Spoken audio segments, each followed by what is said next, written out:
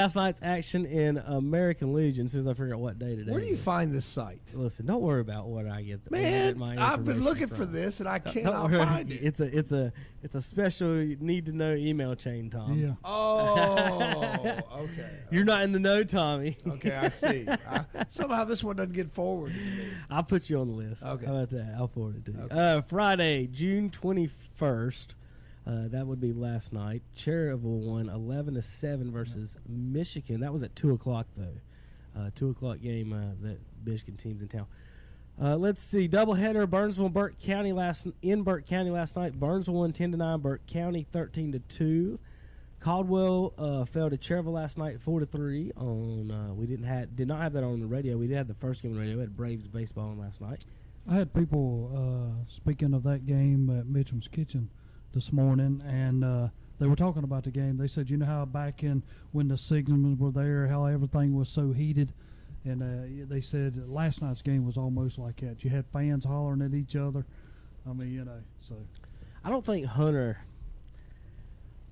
never been to a fully packed, I think, heated American Legion baseball game. I've not been Terrible to it. Colorado I don't know County what is you as good say as is it gets fully, sometimes. fully packed and heated, but I've covered an American Legion game. Caldwell's the only one that I've seen that have their radio guys. They got radio guys. I'm talking fans. Just you don't understand like how many fans at this ballpark's. Like, I mean, I the covered have, the Lincoln County game where they were playing at Maiden High School, but that's Maiden High School. Yeah, Ned, he was the one that was up there this morning, and he was speaking of the game, and he says, he says, I wasn't coming up when all that happened in. He said, I've heard a lot of stories, but he said, I mean, thousands of fans, not hundreds of fans, thousands of fans at these games. When Shelby and Cherryville are both good, that's a great game. Yeah. When they're both good. Let's see. Gastonia at Maiden last night. Gastonia won 11-2. Hickory at Henderson. Henderson won 14-4 in 6 innings. Huntersville at Lincoln. Lincoln County won 11-1 in 5 innings. And Union County at Mint Hill. Mint Hill is in first place, still over there in the other division, 3-2 with a victory, 3-2 last night.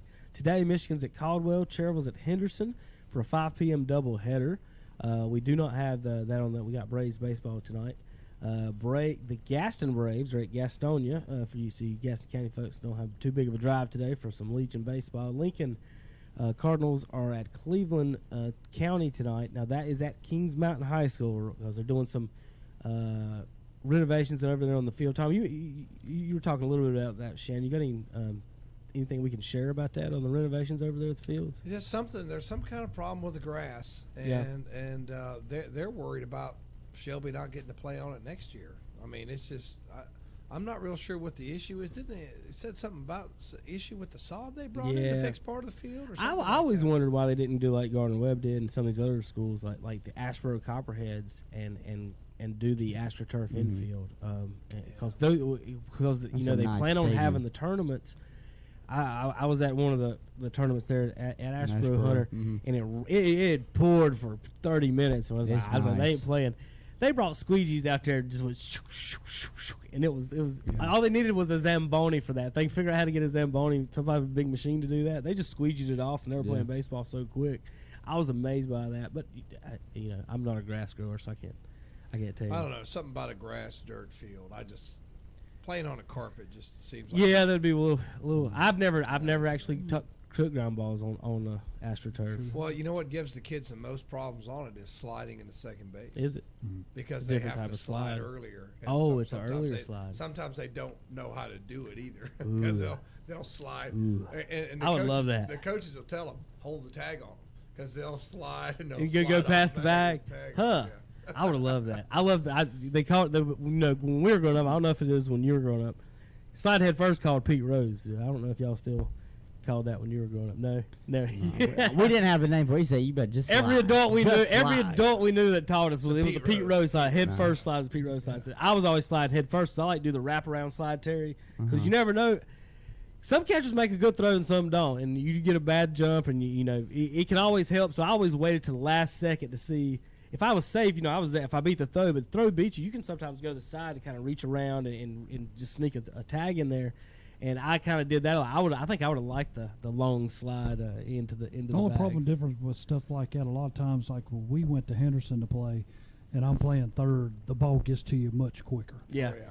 You know, Oh, and, yeah. and you think it's just a regular dirt. Think about road. how It's good not. Ozzie Smith was playing on and he was on the super astroturf. He wasn't playing on the today's Yeah. where it's an inch and a half thick. It was carpet. Like there was nothing slowing the balls down. All them football players back in the 80s that ruined elbows Yeah. and knees Yeah. on that stuff, man. That And stuff people was say great. about Bo, but Bo actually got hurt on the dirt field in Oakland, I think is where Right. it was against Cincinnati. They kind of pulled him backwards, though. It was Yeah. weird when he got hurt. hip. Yeah, that hip. Yeah. right. So today, did I get through today's schedule? Michigan and Caldwell. I got to the Gaston, and I got to Cleveland County. Then we started talking about football and stadiums and stuff. There it was. Maiden at Mint Hill tonight. Union at Pineville. Up in the standings. Let me get up there real quick. Give you guys a heads up. Eastern Division, Mint Hill's in first. Gaston Braves in second. Gastonia 23s in third.